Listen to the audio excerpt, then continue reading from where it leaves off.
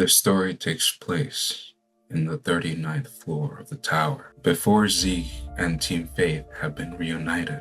Zeke and his ragtag team of two robots named Beta and Delta, created to handle the fisherman and the scout position respectively, alongside RA Jana, are in a construction called the Hell Train, trying to use it to speed up their climb to the rest of the floors to be able to meet up with Team Faith before the 44th floor. This team has faced many challenges already throughout their time together, but a certain team has been more of a pain in the neck, as Zeke would say. This team was one comprised of Hansung Yu, a famous regular for his talents as a genius wave controller, a swordsman named Ha Shikumo, and another regular known as Econ. Not much was known about him, but it seems like they all have teamed up for the purposes of climbing the Hell Train, and not due to a bond shared between the men. One day, Zeke and Jana were talking about what they may face next on the train. Zeke looking a bit tired.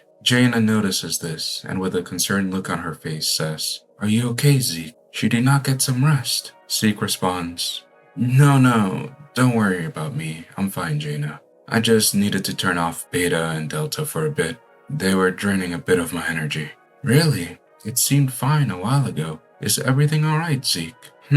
Yeah, I've been trying to create this new type of weapon." Zeke, from his inventory, pulls out a unique-looking pistol. It's a new type of gun that, let's just say, has unique properties, but it should really only be used as a last resort, since I need to use my own Shinzu to make the bullets. I've been testing it out, so I feel a bit drained. "Oh, okay. Is this new weapon going to help us on the upcoming test?" "Hopefully.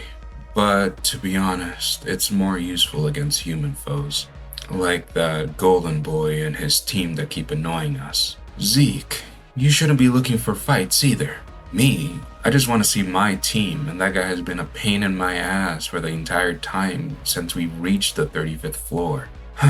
"True, but they did help us out on that last test. They even gave us their pocket info." At that second, a loud SOS alarm is heard from both of their pockets. "What the?" "It seems to be nearby. I'll go scout it out to see what it's all about. Jana, you stay close. I'll give you a signal if I need your aid." "Got it, Zeke." Zeke rushes over to see where the signal came from. After a while, he finally reaches a section of the train that's mostly covered at a glance. But after a bit, Zeke finds his way around with his lighthouses. What he sees while hiding in a corner surprised him greatly. It was a signal coming from Hansung Yu. The genius wave controller was on his knees, bloodied and panting. A man standing over him, seemingly his own teammate that Zeke encountered in the Hell Train. A muscular man with a black bodysuit and red chest marking. Confused by the situation, Zeke chooses to listen in with his lighthouses. He hears, "There's no need to call for backup. Ha Shikumo should be taken care of by now. All that's left is to kill you, Unsung." "Why are you doing this, Econ? You told me we shared a vision." "You've got to be kidding me. For someone so smart, you don't seem to be very perceptive. Let me tell you why you have to die, Hansung. It's because you turned your back on the king, and as a future member of the Royal Enforcement Division, it's my job to take out the garbage of the tower."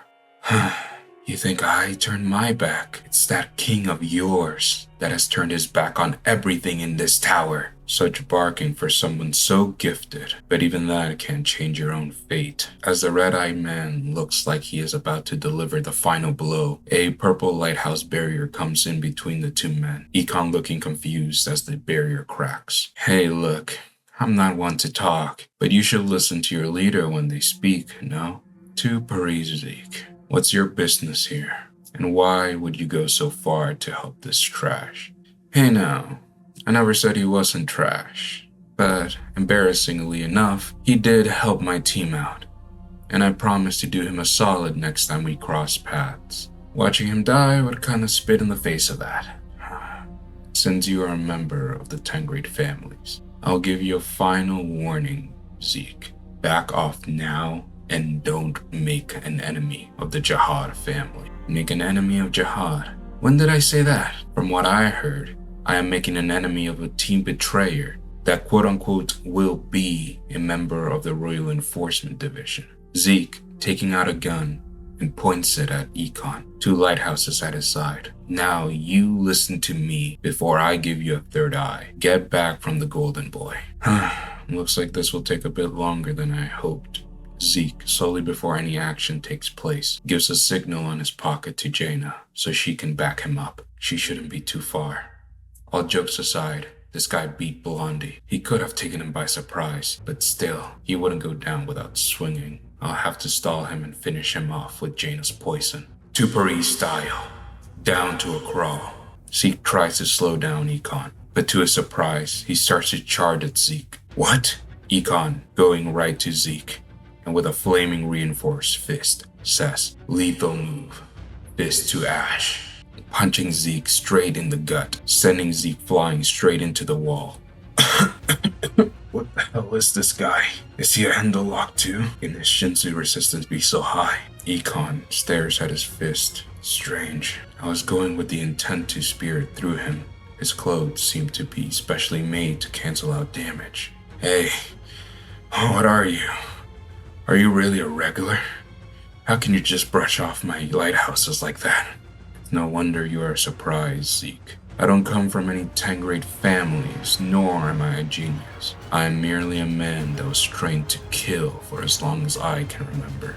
Trained in Shinto densities that are found at the highest floors of the tower, until this body of mine became like steel, a blade for the king, pointed at his enemies. Damn, I chose the worst time to be selfless, didn't I? Well, I can't back down now. As Zeke says this, he starts to unload bullets into Econ, who after enhancing his own body once more blocks them all. And in a window of time where Zeke stops firing, he starts to dash in. But in that moment, Zeke says under his breath, to Perie style, speed of Hermes. As Zeke speeds up his own movements, he uses that time to get out a pistol from his inventory. And it starts to glow pink with his Shinsu, his lighthouse eye glowing now as well. He lines up his shot and thinks to himself, come on, take the bait. Zeke fires off the shot, and Econ, scoffing, raises his hand to stop the bullet in midair before it strikes him. As the bullet hits his arm, he thinks that Zeke must be a fool for relying on such tools, and as he thinks this, his arm is shot back and mangled with a loud boom sound. Both Hansung and Econ looking shocked at what just happened. Zeke with a smirk on his face, happy that his invention worked. How? Sorry, but it's not gonna be that easy to kill me. I faced a man with strong defenses a while ago. I almost died. I didn't like that feeling too much, so I looked into many ways to hurt tough bastards like you, and learned about something called piercing techniques. Sadly, I'm not like Blondie over there. My Shinsu control is very lacking, but this bad boy should have the same effects. Incredible. He was able to create a bullet that stops and restarts the flow of Shinsu? You got lucky with that shot, Zeke. You really think I will let you do that again? He is right. I'll explain what it did to him so I could stall for time so Jana could get here. What's taking her so long? Let's see you try to dodge it then. Hey, golden boy, cover yourself. As Econ rushes at Zeke once again, Zeke takes out another gun and starts shooting at the direction of his lighthouses. To Perie style. Bullet parade. The bullets start being teleported from every direction towards Econ, who now, while wounded, decides to dodge them instead of tanking them like before. Zeke, taking advantage of the moving target, lines up the shot with his pistol and says, piercing technique, armor-piercing round. As a loud bang is heard, Econ, while dodging the rest of the bullets, sees the pink bullet flying towards him. Not being able to evade it with all the other bullets in the air, he chooses to once again use the arm that was already mangled to block it, the round piercing his flesh and ripping it apart once again. With a grunt of pain, he lands on the ground, and with his fist on fire, he smashes the ground, and with a massive shockwave comes throughout the room, throwing Zeke's footing off. As this happens, Econ rushes in and barrels through, going for a kick to Zeke's head. Accelerate. Using his lighthouses to speed up again, Zeke barely manages to dodge at the last second and starts to shoot again with his other gun to gain distance. But Econ manages to grab Zeke from his coat before that and throws him to the ground. Die with this, to Perie Zeke. until I see them again. I won't let you kill me. Zeke quickly aims the pistol to Ikon's forehead, his lighthouse eye shining. Say goodnight. A bang fills the room, but Ikon manages to evade the bullet in the last second. That's what I would like to say to you, Zeke. Ikon's fist once again on fire as he brings it down to end Zeke's life. But before that happens, a burst of blood spills from Ikon's chest, his eyes and mouth now also filling with blood. What the? You shouldn't underestimate it too, Perie. We are masters of lighthouses. The bullet that missed actually hit a lighthouse in the air and teleported the bullet behind Ikon to land the final blow. Ikon, now on his knees, bleeding, looks up at Zeke. Zeke slowly putting another Shinsu bullet into his pistol. Sorry for doing this, but I can't have you wanting to get revenge on me or my team. So die with this. Zeke coldly looks at Ikon in his eyes as he pulls the trigger and blows his head off. Zeke, looking exhausted, looks over at Hansung Yu protecting himself with a Shinsu barrier. You can stop that now, golden boy. What's to say you won't point that gun at me? As much as I would love to, for you being such a pain in the ass and all, I can't bluff anymore. That was my last bullet. It was a gamble that I took with that. So, there. We are even. Don't expect me to save you again. Zeke looks at his pocket and sees no messages from Jana. What happened to her? I know I sent a signal, and she should have been here ages ago. Hansung Yu, walking up towards Zeke, says, I don't wish to intrude, but it seems like my teammate, Shikumo, has also gone into radio silence. That's right. Didn't Ikon say something about being taken care of? Wait. Oh no. Jana! As Zeke starts to rush out of the room, many slashes burst open the door and push both Zeke and Hansung to the wall. From the smoke, a blonde-haired man with a black fancy outfit strolls into the room. As he looks around, he sees that Hansung Yu is not dead. Another regular is there, and that Ikon is on the floor, dead. Well, that was disappointing, Ikon. Looks like I'm going to have to bring you back and have Grim revive you. Hold on for a minute as I eliminate the target first, though. Who the hell are you? Oh, it seems that you are the one that took down Ikon. An impressive feat, something I myself can't even claim so boldly. Now, to answer your question, my name is Demir, part of the same potential Royal Enforcement Unit squad as the man you just took down. Yeah. Look, this is all I really care about right now. Are you the reason Jana isn't responding? Jana, an REA member that uses small knives? You can't really miss her. Yes. Sadly, she seemed to be heading towards the direction of our target. So I asked her to stop, but she seemed eager to throw away her life. What a shame. What? There's no way Jana could have died to the likes of you.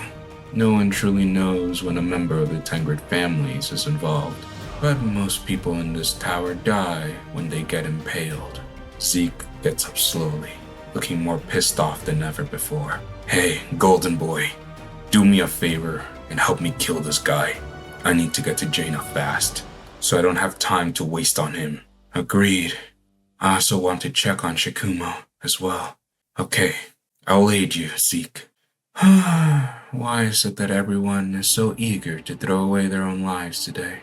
As Demir says this, both Zeke and Hansung fire at him, Zeke raining bullets down, and Hansung firing jet streams of Shinsu, both seemingly landing on the man in an explosion.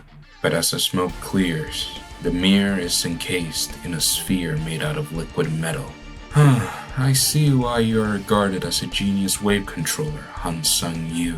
The Shinsu you command is so pure, but sadly it stands no chance against my Shinsu quality. It's time to end this.